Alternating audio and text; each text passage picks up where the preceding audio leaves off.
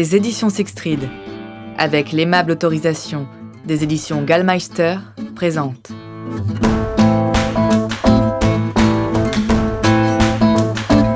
Molosse, de Craig Johnson, interprété par François Cottrell.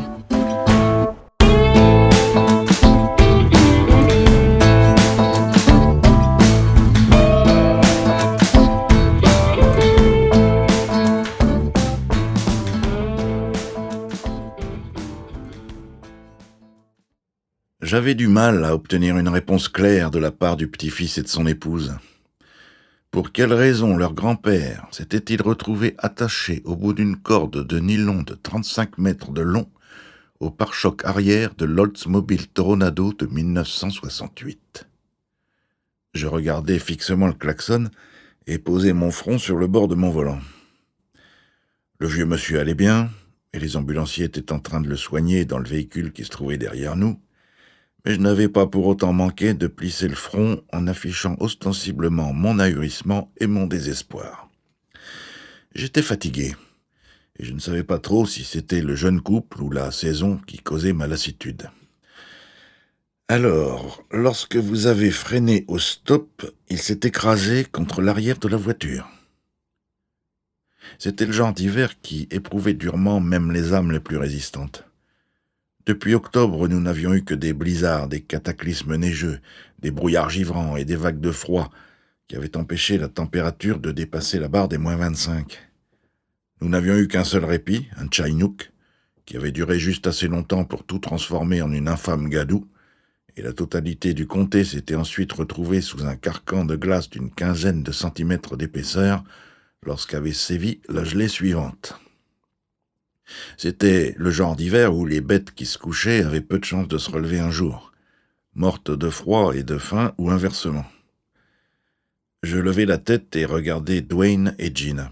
« Ouais, quand j'ai freiné, j'ai entendu un gros boom. » Elle se blottit dans sa parka tachée, le visage bordé par la fourrure en acrylique qui entourait la capuche, et essaya de ne pas allumer ce qui, pensais-je, devait être sa dernière coule menthol. Nous étions tous assis dans la cabine de mon pick-up, dont la barre d'avertisseur lumineux était allumée, pour signaler aux automobilistes que la chaussée était verglacée. La route, ou plus exactement la fine couche de glace qui la recouvrait, était probablement ce qui avait sauvé la vie de Joe Stewart. S'il n'y avait pas eu les nombreux appels au 911 récupérés par Rubim, un standardiste, et provenant d'automobilistes qui passaient par là, et le panneau stop sur la route 16, le vieux monsieur de 72 ans aurait fait l'entrée la plus incroyable que la ville de Durant, Wyoming, ait jamais connue. Je crois qu'il a glissé et qu'il s'est pris l'arrière de la voiture. Gina hocha la tête, comme elle l'avait fait pour me dire qu'elle était partie acheter des cigarettes, du Coca Light et une boîte de tampons au Come & Go, où elle travaillait à mi-temps. Je contemplais le rouge à lèvres rose bonbon qui bordait son ultime cigarette. Je lui avais demandé 3 fois de ne pas fumer dans mon camion et j'essayais d'ignorer les vagues effluves de marijuana émis par le couple. Elle en était peut-être à sa dernière cigarette, mais il me semblait, à l'odeur, qu'il recélait encore des stocks d'une autre substance. « C'est un putain de costaud, celui-là. C'est pas la première fois qu'il dégringole du toit. » Nous écoutâmes tous les parasites et appels débridés émanant des autorités du nord de l'État sur mon Motorola, et je cessais de gribouiller dans mon livre de bord. Du toit ? Ouais.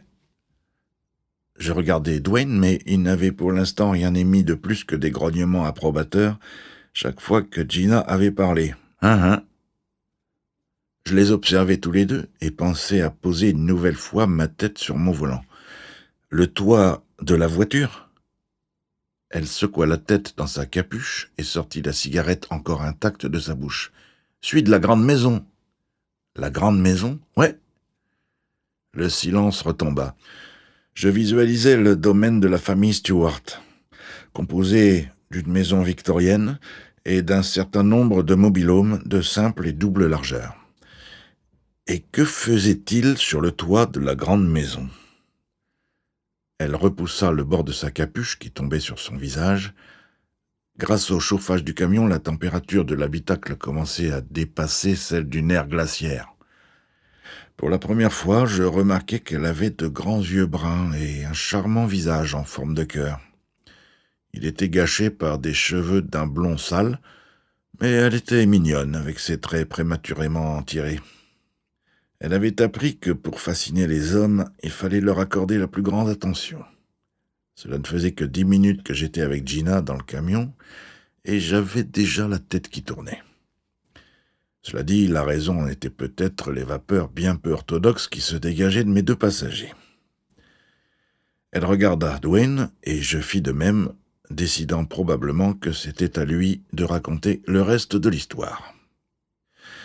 Dwayne Stewart avait quitté l'école à l'âge de 14 ans, avec l'accord de ses parents parce qu'il avait un don dans le domaine de la combustion interne. Quel que soit le type de véhicule motorisé, fabriqué avant 1972 que vous possédiez, Dwayne pouvait le réparer. Son oncle Maurice et lui avaient un atelier de mécanique délabré situé sur la route de la Casse, l'autre entreprise familiale en activité.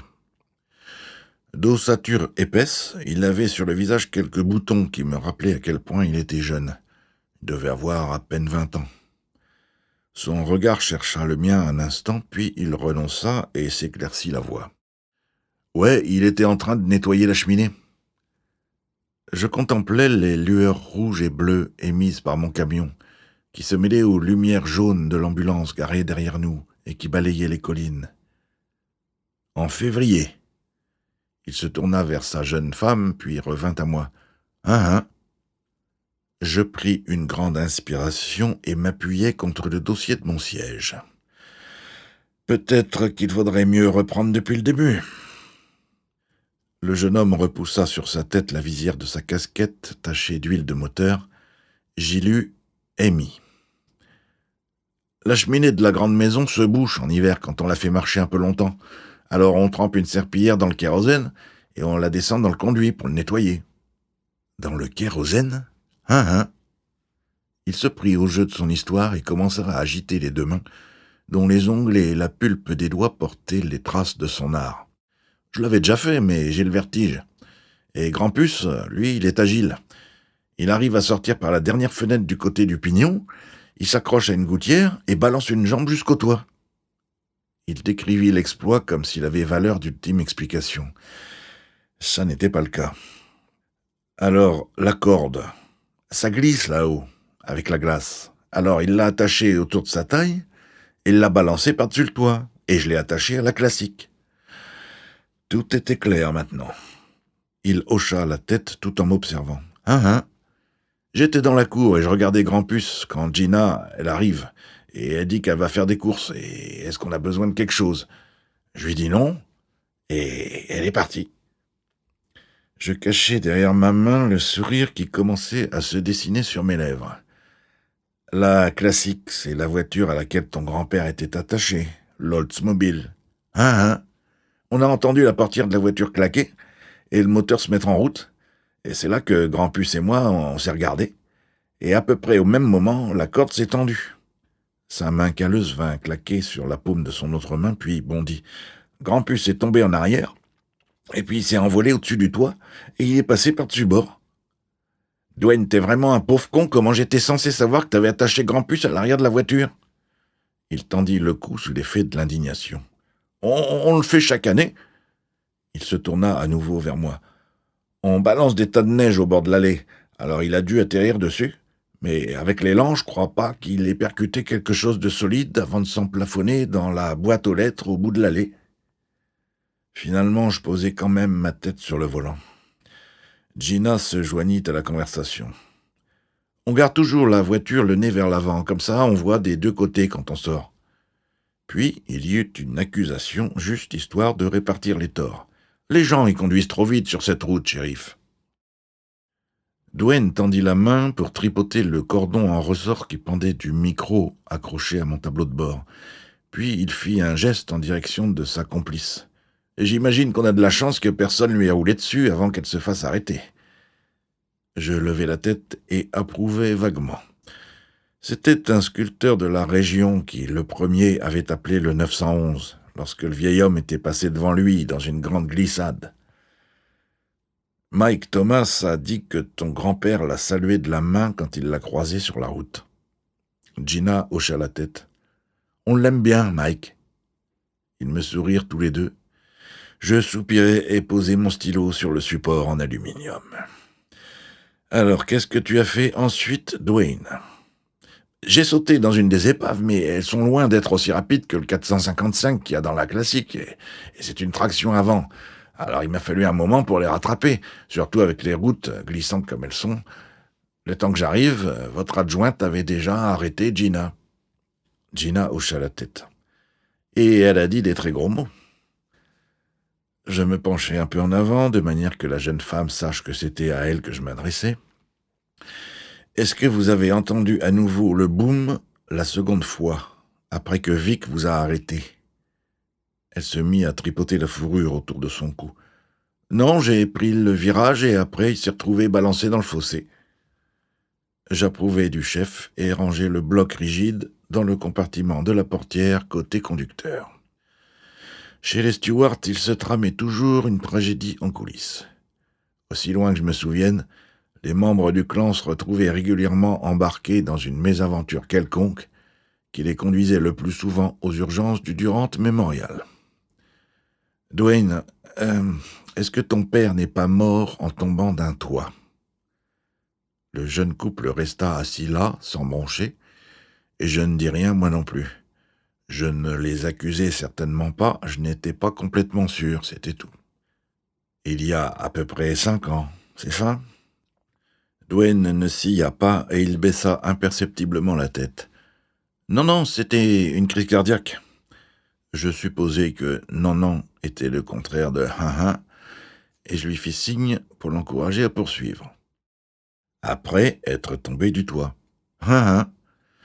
J'étais désolé de devoir asticoter le gamin parce que, apparemment, le sujet l'attristait. Mais je me dis que j'avais une certaine autorité en tant que garant de la sécurité publique.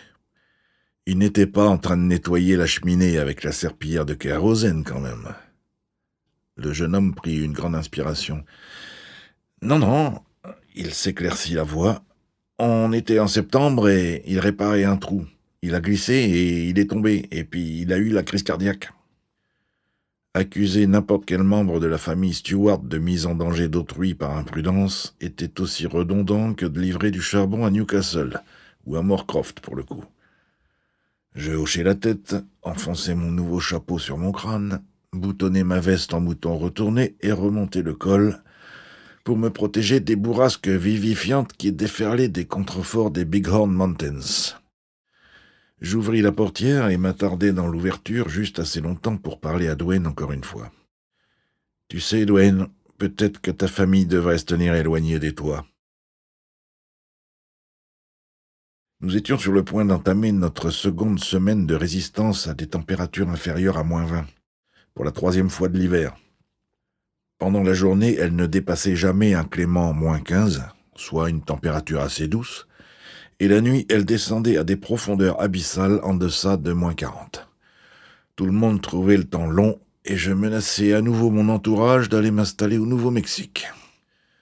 Je passais à côté de la Toronado de 1968, qui pour moi était la plus vilaine voiture jamais sortie des usines de Détroit sur des pneus à structure diagonale. C'était un monstre, couleur or, avec bon nombre de taches de rouille.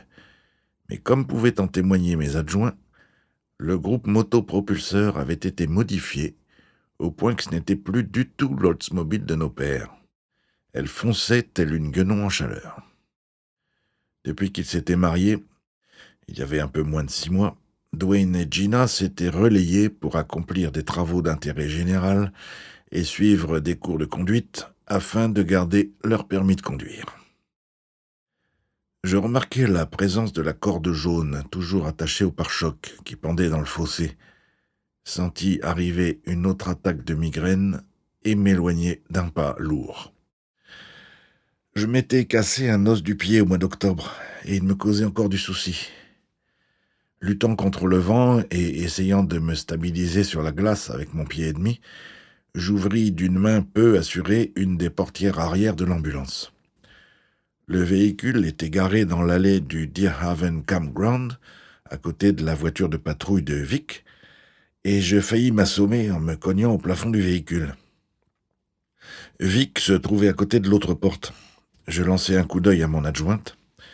Agent de police de seconde génération, Victoria Moretti était la preuve même que la férocité n'était pas nécessairement proportionnelle à la taille. Après avoir passé 5 ans au département de la police de Philadelphie, elle avait atterri dans notre coin montagneux, actuellement pris sous la glace, et lentement elle avait commencé à dégeler mon cœur. Elle ressemblait à une de ces femmes qu'on voit étendues, alanguies, sur le capot des voitures exposées dans les salons. Enfin, il fallait y ajouter un caractère bien trempé et un Glock 17.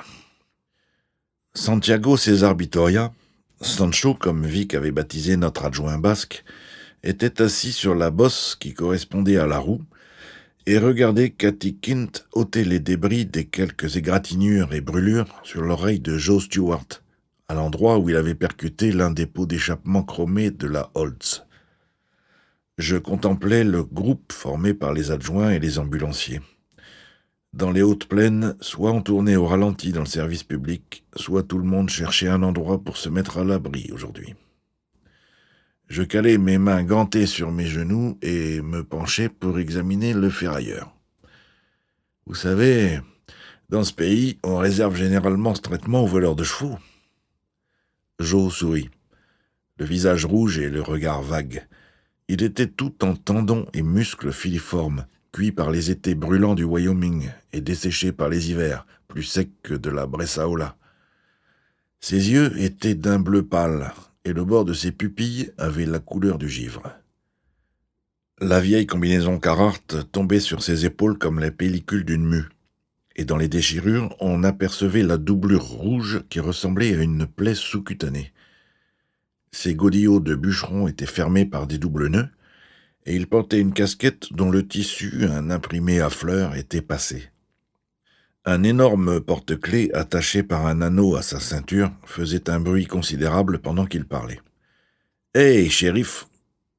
L'arrière-grand-père de George, Joe Stewart, était un des fondateurs de Durant, et on dit qu'il était le premier bébé de type blanc né dans le territoire.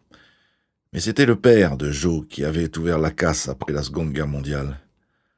Lorsque la banlieue avait commencé à se rapprocher dangereusement de sa collection d'épaves de voitures et de camions, au début des années 60, les commissaires du comté avaient persuadé Joe Senior de rassembler son tas de rouille et d'échanger son terrain en zone urbaine contre un autre, plus grand, plus éloigné vers l'est, qu'ils avaient racheté à Dirty Shirley, la dernière tenancière de maisons closes encore en activité dans le comté. Les commissaires avaient gardé une partie du terrain à côté de la casse pour en faire la déchetterie de la ville. Lorsque Joe l'Ancien était décédé, Joe le Jeune avait hérité de la casse, ainsi que du boulot à temps partiel qui consistait à entretenir la bascule et la propriété de la municipalité. Il avait un don pour ce genre de choses, et j'entendais parler de lui uniquement lorsque des gens essayaient de déposer leurs ordures sans présenter leur facture d'eau, lorsqu'ils tentaient de resquiller sur la quantité de déchets qu'ils apportaient, ou lorsque des gamins s'introduisaient dans la décharge et essayaient de se tirer avec des objets vintage. « Hé Joe, comment ça va à la déchetterie ?» Son visage prit une expression grave, mais son ton resta d'une politesse extrême. « Avec tout le respect que je vous dois, Walt, c'est le site municipal de dépôt, tri et récupération des déchets. » J'acquiesçai d'un mouvement de tête. « Exact. »« Il refuse d'aller à l'hôpital. » Cathy me lança un coup d'œil. Le bureau du shérif du comté d'Absaroka n'avait peut-être pas grand-chose à faire d'autre que d'essayer de se protéger du vent d'hiver. Mais Cathy Kint, c'était une autre histoire. J'évitai le regard de l'ambulancière et m'assis à côté de Sancho. « C'est nécessaire ?» Elle s'installa sur la civière à côté de Georges et croisa les bras. « Il a 72 ans et il vient de se faire traîner par une voiture sur 4 kilomètres. » J'ôtai mon chapeau, examinai le ruban intérieur pour gagner un peu de temps et permettre à Cathy de se calmer. Mike Hodges au H-Bar Hats à Billings avait eu la gentillesse de m'en fabriquer un couleur fauve, puisque j'avais balancé le dernier dans la Powder River après avoir décidé que je n'étais pas un type à porter des chapeaux noirs. Je me penchai en avant et regardai de l'autre côté de l'ambulancière enragée. Joe me souriait toujours, et je me dis que ses dents étaient ce qu'il avait de mieux. En fait, il a l'air plutôt en forme. Le sourire s'élargit. « Comment vous sentez-vous, Joe ?» Il regarda autour de lui, examinant les appareils sophistiqués dont était équipé le véhicule. « J'ai pas de putain d'assurance. » C'était bien ce que je me disais. « Joe, quelle partie de votre corps a heurté la boîte aux lettres ?» Tout le monde dans l'ambulance me regarda. Cathy faillit parler et Vic dissimula un sourire tout en laissant échapper un éclat de rire. « L'épaule. » Il la bougea, je vis sa position peu naturelle et j'entendis l'articulation grincer. Un peu raide. On devrait la passer à la radio, non ? Il haussa son autre épaule. « Je vous ai dit, j'ai pas de foutue assurance !» Je souris à mon tour et hochai la tête. « Ça ira, Joe. Le comté a plein d'argent. » « Je veux une augmentation. » Vic marchait à mes côtés. Les portes en verre du service des urgences du Durant Memorial se refermèrent derrière nous. Non. Nous formions la queue du cortège, constitué par le groupe du site municipal de dépôt, tri et récupération des déchets. Je fis signe à César Bitoria de suivre la civière jusqu'à la salle de consultation et indiquai à Dwayne et Gina de s'asseoir sur les canapés à côté de l'entrée, où Maurice, le frère de Joe, les rejoignit. Il avait apparemment appris que son frère était blessé, et la gravité de la situation était en partie confirmée par le fait que, pour autant que je sache, il ne venait en ville que 3 fois par an. « Salut, Maurice », dis-je avec un signe de main. Il ne me rendit pas mon salut. « Tu viens de dire que le comté a plein d'argent. » Je baissai la voix pour l'inciter à en faire autant.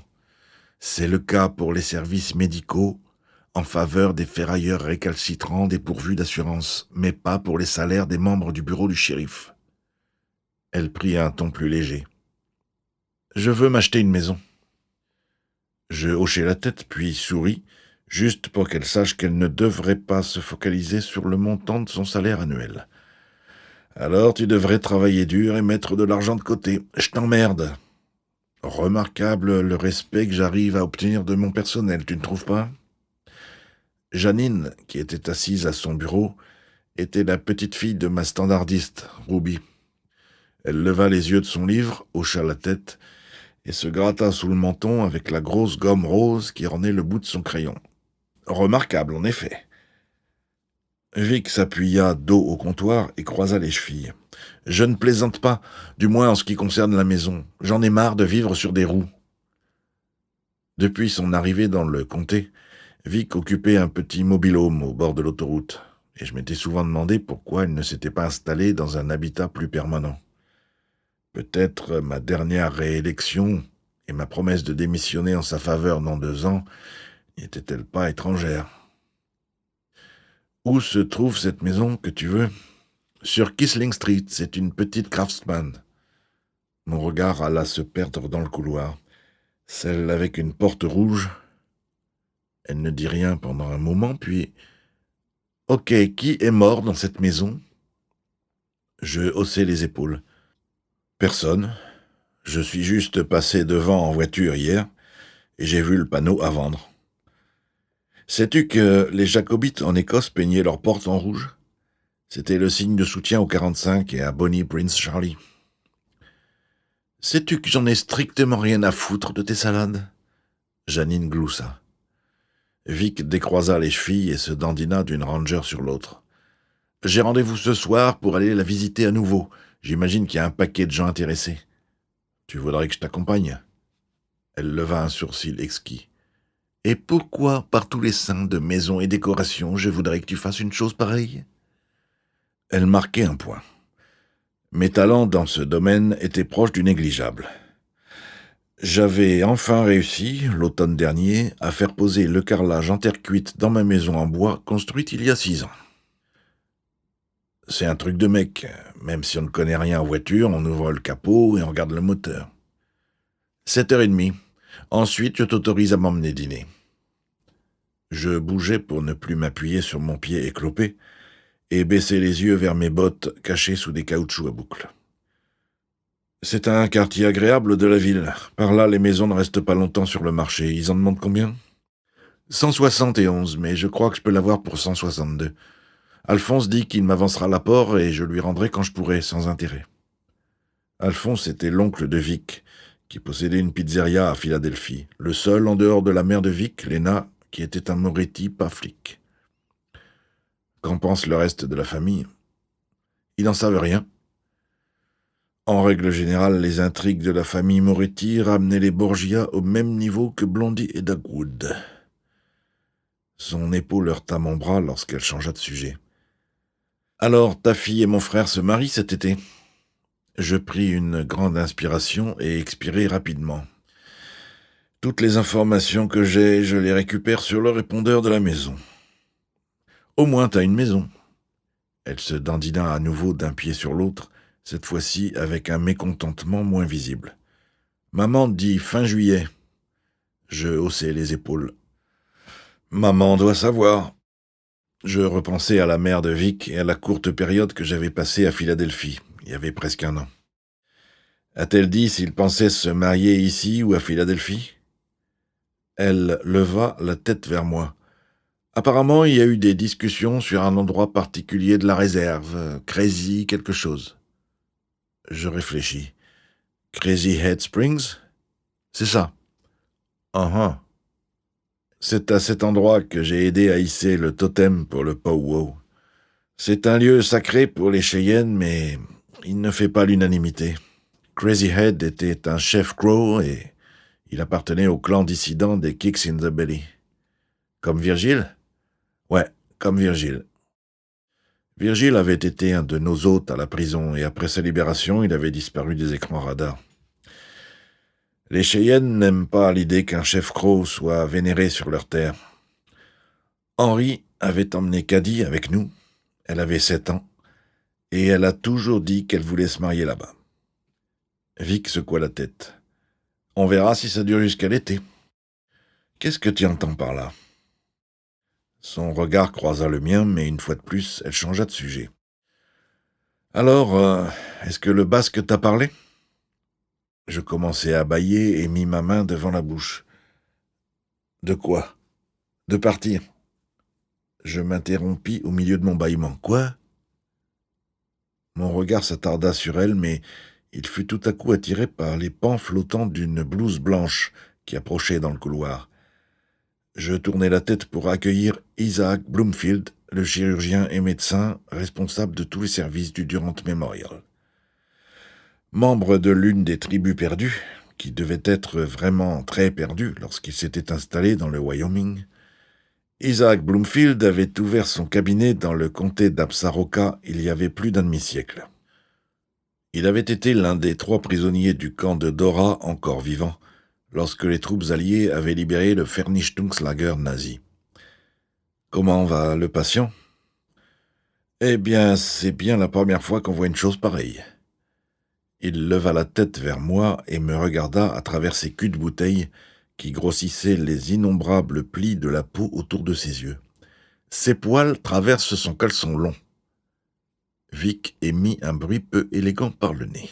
« C'est probablement plus que ce que nous avons besoin de savoir, Doc. » Il ajusta ses lunettes et fit un mouvement de sa tête presque chauve vers les doubles portes du service des urgences.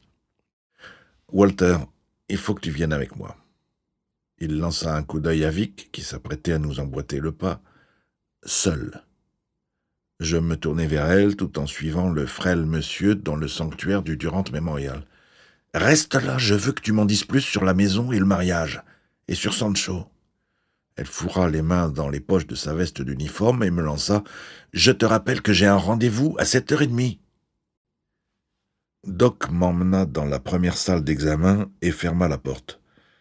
Je regardai autour de moi. Nous étions seuls. Voilà pourquoi je suis shérif, je remarque ce genre de choses. « Où est le patient ?» Il posa son sous-main sur le comptoir à côté d'un lavabo et revint à moi, dans la pièce d'à côté. « S'il vous plaît, ne me dites pas qu'il vient de faire une crise cardiaque. Je réfléchis. Vous savez que c'est de famille. Oui, mais le patient en question souffre essentiellement de diabète, pas de maladie cardiaque. Très bien. Je le regardais. Qu'est-ce qui se passe, Doc?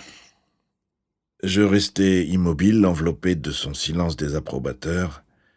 Il leva lentement la tête. Tu as eu une année difficile. Une année très difficile. Il me regarda avec insistance et tapota le lit d'examen. Grimpe voir là. Isaac, je n'ai pas le temps. Il tapota l'écritoire. Moi non plus.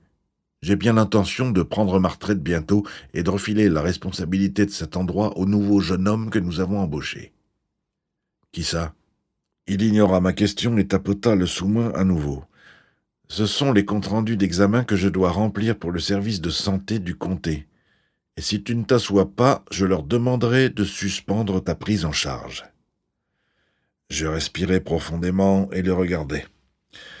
Il était absorbé dans l'étude du dossier qui contenait le récit documenté de mes péripéties physiques. Doc me traînait de force pour me faire passer la visite médicale obligatoire de l'assurance santé chaque fois qu'il trouvait qu'il était plus que grand temps. Piégé. Ruby vous a appelé, c'est ça? Il ne répondit pas, alors je soupirai, grimpai sur la table d'examen et m'assis. Il déposa le dossier sur le lit à roulettes voisin, tendit les deux mains et plaça ses pouces de part et d'autre de mon genou pour appuyer sur la rotule à travers mon jean. « Comment va le genou ?» Je grimaçai. « Bien, avant que vous ne vous mettiez le tripatouiller. » Il leva les yeux vers moi, le portrait même d'un César vénéré et clément à la fois. La blessure laissée par le coup de fusil de chasse à la jambe n'a guéri que modérément bien. Ouais. Pas de symptômes persistants de la pneumonie consécutive à la noyade? Je ne me suis pas vraiment noyé. Il répondit d'un ton sec. Lorsqu'on doit être ressuscité, c'est qu'on s'est noyé. Ok. Enlève ton manteau.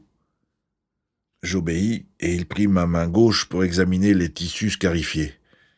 Il tint mon bras et tourna mon avant-bras, faisant pivoter l'articulation du coude.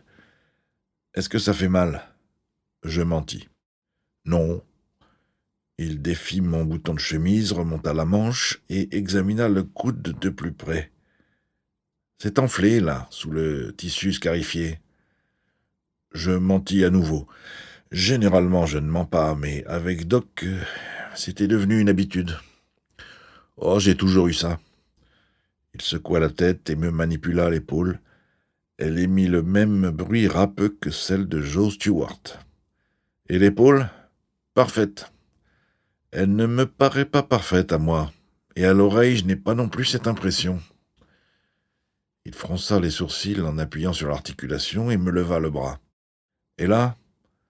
En fait, ça me faisait un mal de chien, alors je retirai mon bras.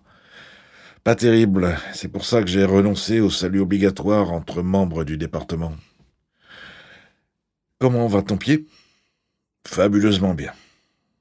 Il me regarda droit dans les yeux, et le seul qualificatif que l'on aurait pu appliquer à son regard aurait été désapprobateur. Tu boites toujours. J'en suis venu à considérer ma claudication comme une caractéristique de ma personne. Enlève ton chapeau. Je ne crois pas que ça va arranger ma claudication.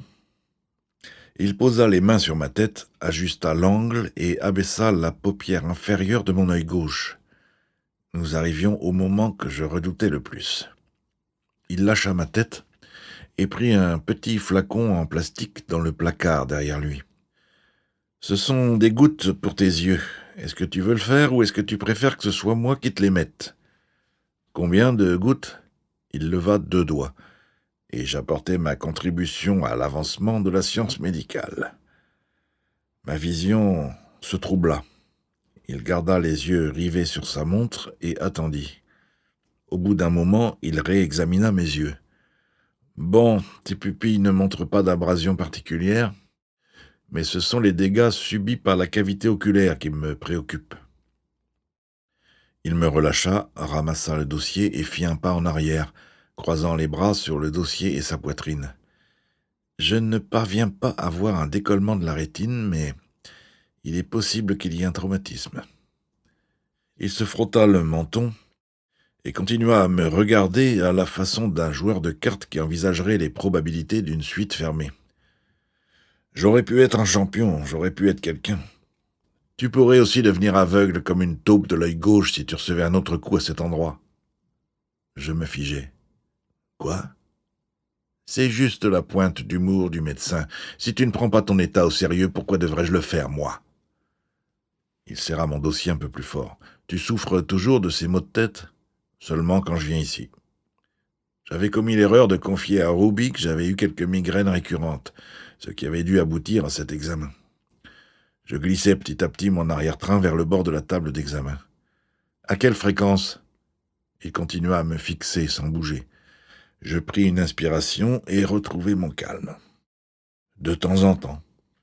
Et les flashs ? Ça ne s'est produit qu'une fois, j'ai dû bouger la tête trop vite. Une fois de plus, c'était un mensonge et je jouais avec le feu parce que Doc était assez bon pour repérer les contre-vérités. Après avoir été emmené par les souriants Gruppenführer de la SS en uniforme noir, Isaac Bloomfield était devenu un polygraphe sur pattes. Tu es sûr ? Le secret d'un bon mensonge, si grossier soit-il, c'est de ne pas en démordre. Ouais. Il secoua à peine la tête, juste pour me faire savoir qu'il savait que je mentais. Walter, j'ai un marché à te proposer. Ok. Il s'apprêtait à parler lorsqu'il s'arrêta.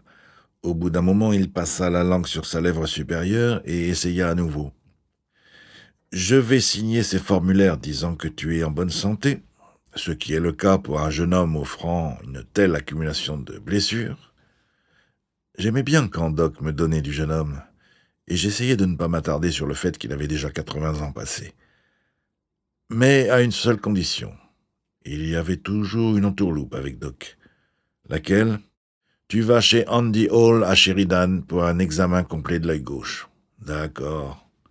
Je m'étais remis peu à peu debout, mais j'avais répondu trop vite. Il posa une main sur mon genou, le mauvais, pour m'arrêter. Je vais prendre le rendez-vous. Je me défilai. Je peux le faire, donnez-moi son numéro. Non, je vais prendre le rendez-vous pour toi. Quel moment conviendrait cette semaine ? Cette semaine ? Même avec ma vision trouble, je voyais ses grands yeux marrons m'observer. Oui. Bon sang, je réfléchis et je me dis que plus j'avais de temps devant moi, plus j'avais de chances d'y échapper. Vendredi ? Il sortit un stylo de sa blouse et gribouilla en haut d'un des formulaires, avant de conclure avec un paraphe ponctué d'un point ferme et définitif. Jeudi. C'est la Saint-Valentin. Il sourit, sa mission accomplie. Peut-être que tu le prendras à cœur. Je renfilai mon manteau et remis mon chapeau. Bon, ok. Maintenant que vous avez fini de saper tous mes projets, ça vous ennuierait de me dire comment va Joe Stewart ? Luxation classique de l'épaule gauche. Eh ben, ça explique pourquoi il saluait les gens qui passaient d'une seule main. Isaac hocha la tête.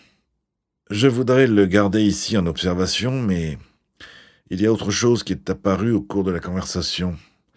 Et je me suis dit que ce serait peut-être bien que tu le saches. Quelque chose me dit que je ne vais pas aimer ça. Isaac Bloomfield s'éclaircit la voix. Apparemment, à la déchetterie, vous voulez dire au site municipal de dépôt, tri et récupération des déchets ? Doc poursuivit comme si je ne l'avais pas interrompu. Ils ont découvert un morceau de corps.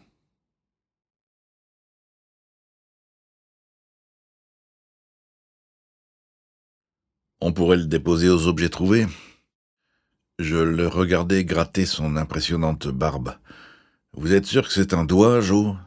Parce que si nous faisons tout le chemin jusque là-bas pour découvrir que c'est le bout d'une bratwurst, pas possible, à moins qu'ils aient décidé de mettre des ongles sur les hot dogs. Je regardais autour de moi. Ni César Vittoria ni Doc ne m'offraient d'aide sur ce coup-là.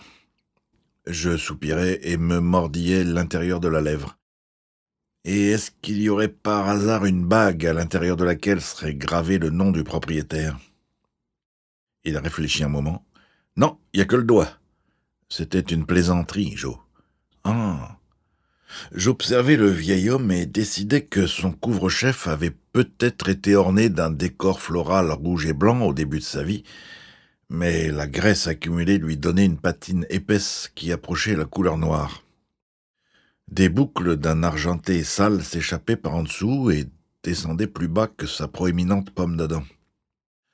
Une longue vie de labeur avait tanné sa peau, brune comme du café torréfié, et un nombre impressionnant de rides étaient gravées autour des creux de sa bouche et de ses yeux bleu lagon. Chaque fois que je voyais ses yeux de près, je me demandais à quoi il ressemblerait s'il était un jour lavé et rasé. Il y avait de grandes chances pour que la communauté du comté ne le sache jamais. « Est-ce qu'il peut se déplacer, Doc ?» Le médecin de garde hocha la tête et croisa les bras par-dessus son éternel dossier médical. « J'imagine que oui, sa famille attend toujours dans la salle d'attente. » Je pris une grande inspiration et me penchai aussi près de Joe que ce que je pouvais tolérer, compte tenu de son odeur. « Promettez-moi que cette fois vous voyagerez à l'intérieur de la voiture. » Je sortis de ma poche-poitrine mes Ray-Ban de 10 ans d'âge et les mis sur mon nez pour soulager un peu mes pupilles dilatées. Alors même que les cieux étaient couverts, humides et gris comme un cadavre, la luminosité était suffisante pour affecter ma vue. On arrivait à cette partie de l'hiver qui n'en finissait pas, comme un roman russe. Un long, très long roman russe. Je contournais avec précaution les amas de neige congelée sur le parking du Durant Memorial Hospital, avec Santiago qui marchait d'un pas lent à côté de moi. Je voulais un peu de temps avec le basque, seul. La distance jusqu'aux places réservées aux véhicules d'urgence n'était pas grande, mais j'étais heureux d'avoir pensé à remettre mes caoutchoucs. Je m'apprêtais à ouvrir la portière conducteur du camion, quand je me souvins que mes yeux étaient toujours dilatés. Je fis un pas en arrière pour regarder Sancho. Pardon, j'avais oublié. Je passai devant le capot pour aller de l'autre côté de mon belette, une démarche tout à fait inhabituelle. Lorsque j'ouvris la porte, j'eus une surprise. Le chien était assis à l'avant. Il se tourna pour me regarder comme si j'étais devenu insensé. L'animal avait du sang de Saint-Bernard, de berger allemand et d'un paquet d'autres races, dont la plupart étaient des espèces domestiquées, sauf lorsque vous aviez un morceau de bacon. Là, il appartenait à l'espèce du grand requin blanc. « Mais d'où est-ce que tu viens, toi ?» Nous échangeâmes un regard insistant, enfin lui surtout, parce que le mien était bien plus vague et flou. « Derrière !» Il parut désespéré l'espace d'un instant, puis il fit bondir sa carcasse de 65 kilos jusqu'à la banquette arrière de la cabine. Je montai et me tournai pour lui offrir un regard vaguement contrit. « Désolé, on est en mission. » César Vittoria monta à la place du conducteur, referma la portière, boucla sa ceinture et se tourna vers moi. « Vous avez les clés ?»« Ouais. » Je tirai le trousseau de la poche de ma veste et le lui tendis. Il mit en route le 3/4 de tonne et je pointai un doigt vers le sud. « À la décharge, James !» Tandis qu'il sortait prudemment du parking, je tripotais le micro accroché au tableau de bord et appuyais sur le bouton pour appeler Ruby. « Allô la base, ici, unité 1, à vous. » Parasite. « Comment s'est passée ta consultation ? Il va falloir qu'on en reparle, toi et moi. Alors, est-ce le chien qui s'est faufilé dans mon camion ou est-ce que tu l'as envoyé ici avec quelqu'un ? Parasite. Ferg l'a déposé en rentrant à la maison. J'ai une réunion des femmes méthodistes ce soir, et je ne te fais absolument pas confiance.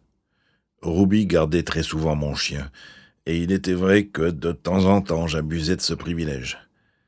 La transmission se coupa sans autre commentaire ni badinage. Je jetai un coup d'œil au jeune adjoint qui occupait ma place au volant, et repensai à ce que Vic m'avait dit. Il n'avait pas l'air mal, étant donné ce qu'il avait traversé ces derniers mois, à savoir des complications à la suite du découpage d'un de ses reins par un couteau de cuisine denté en juillet et la naissance de son premier enfant, Antonio, en novembre. J'avais aménagé son temps de travail jusqu'à ce qu'il reprenne à temps complet, mais Il était visible que son énergie n'était pas à un niveau optimal.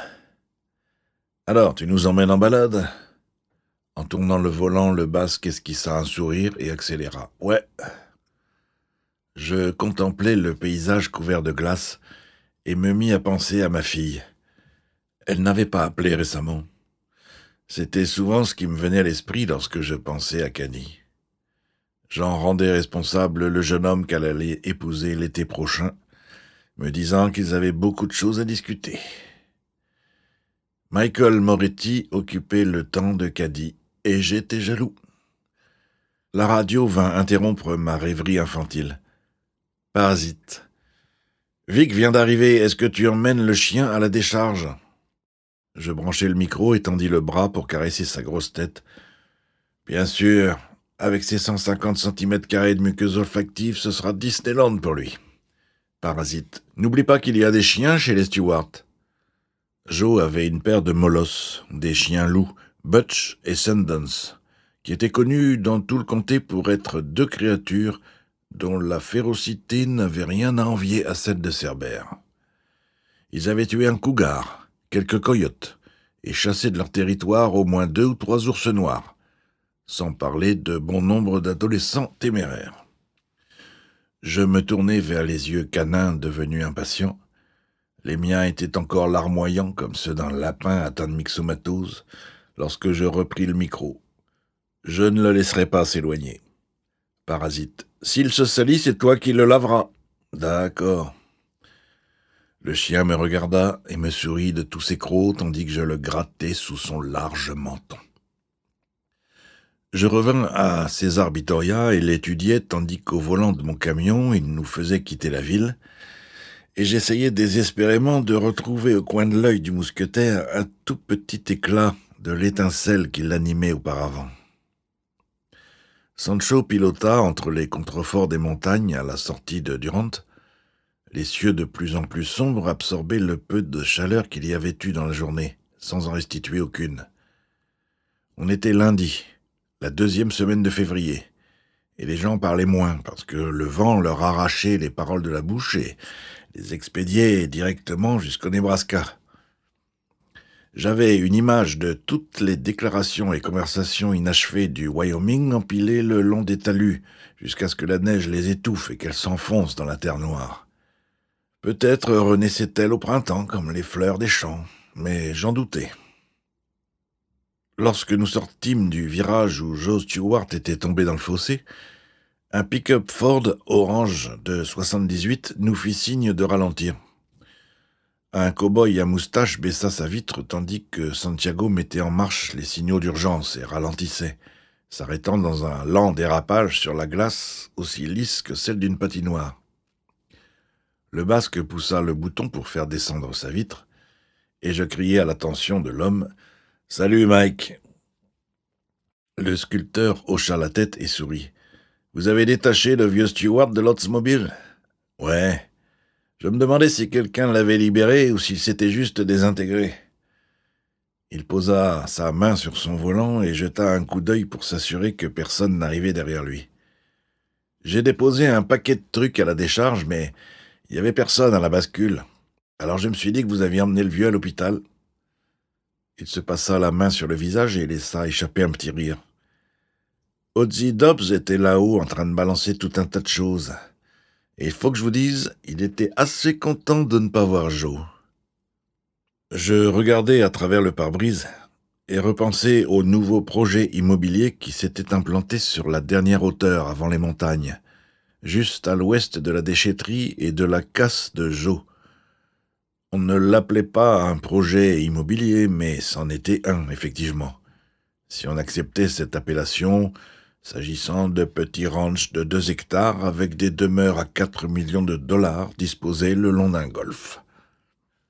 Red Hills Rancho Arroyo était l'idée personnelle d'Ozzy Dobbs Sr., un promoteur originaire du sud de l'État, qui avait saisi l'occasion d'acheter à bas prix la terre jouxtant la décharge, qui par hasard offrait des vues remarquables sur le flanc est des Big Horns. Ozzy Senior était mort discrètement il y a 2 ans et demi, et les rênes avaient été reprises par son fils, Ozzy Junior, qui, depuis, s'efforçait d'obtenir le soutien de la communauté pour faire déplacer à nouveau la déchetterie et la casse. Joe Stewart ne voulait pas en entendre parler. Le ranch soigné et pittoresque de Mike Thomas était à 2 ou 3 vallons de chez moi, et chaque fois que Martha et moi passions à côté de sa demeure, ma femme la contemplait avec mélancolie. Il l'avait façonné avec autant de soin que celui qu'il apportait à ses statues. Des poutres taillées à la main, des portes ouvragées et un œil d'artiste. J'aurais bien aimé le détester complètement, mais il était trop sympathique. Par la proximité géographique de sa propriété, il se trouvait impliqué dans ce qui, au sud-est de la ville, promettait de devenir une version moderne des guerres pionnières. Toute cette histoire défila en ronronnant dans mon projecteur mental, et la fin de la bande se mit à claquer contre la bobine au moment où la voix du sculpteur s'élevait à nouveau. « Walt, ces gens représentent un vrai danger. » J'essayais de retrouver le fil de mon film. « Ouais, mais heureusement, surtout pour eux-mêmes. » Je lui rendis son sourire pour lui montrer que ma préoccupation n'avait rien de personnel. « Hey Mike, est-ce que tu peux me montrer tes mains ?» Il parut abasourdi, mais tendit un jeu complet de doigts. Nous poursuivîmes notre route, et je m'adressai à Sancho avec mon visage d'enquêteur le plus déterminé. C'est ce qui s'appelle enquêter. Il ne rit pas comme il le faisait auparavant. Nous remontâmes l'allée de la grande maison des Stewart, en prenant soin d'éviter la boîte aux lettres couchée en travers du chemin, et prîmes le raccourci qui conduisait directement au double portail de la casse, de l'autre côté du pont bascule de la déchetterie. L'ensemble casse-décharge occupait une vieille carrière de gravier, et les falaises au fond s'élevaient à plus d'une 30aine de mètres. Même si à gauche s'alignaient des rangées de voitures à l'état d'épave, et à droite d'innombrables tas de déchets, l'endroit n'était pas vilain. Le bureau de Joe, une construction art déco incongrue, qui avait été récupérée à la piscine municipale et qui avait conservé une couleur turquoise, certes écaillée mais encore très étonnante, trônait tout devant. Elle avait des fenêtres blanches en forme de hublot et des finitions arrondies. Si on regardait assez attentivement, on pouvait encore déchiffrer dans une couleur plus foncée les endroits où les lettres de « snack bar » étaient autrefois accrochées. La classique était garée à côté du pont bascule avec une phalange de dépanneuses, toutes datant de décennies différentes, mais il semblait n'y avoir personne dans le coin. « Arrête-toi là et égare-toi. » Il fit ce que je lui demandais sans commenter. Peut-être redoutait-il la suite de ce long hiver encore plus que moi, et aussi que ses paroles s'envolent vers le Nebraska, emportées par le vent. Je sondais. « Comment va Marie ?» Il lui fallut un moment, mais les mots parvinrent lentement à la surface. Plus fatiguée que lorsqu'elle était enceinte. J'imagine. J'avais pensé lui dire, il y avait quelques mois, à quel point ce serait fatigant lorsque le petit coquin serait parmi nous. Mais j'avais décidé de garder pour moi cette pépite de sagesse. « Comment va Antonio ?» Il continua à contempler les dessins en zigzag qui zébraient la neige en détournant le visage. « Il dort, parfois. Ça peut devenir légèrement épuisant. » Je regardais sa respiration couvrir la vitre de buée. « Comment ? Les bébés, ils peuvent devenir légèrement épuisants. » Il ne bougea pas. « Ouais. Tu sais maintenant de qui il est ?» Il attendit un moment avant de tourner la tête, juste assez pour qu'un œil vienne s'égarer dans ma direction. « Quoi ?»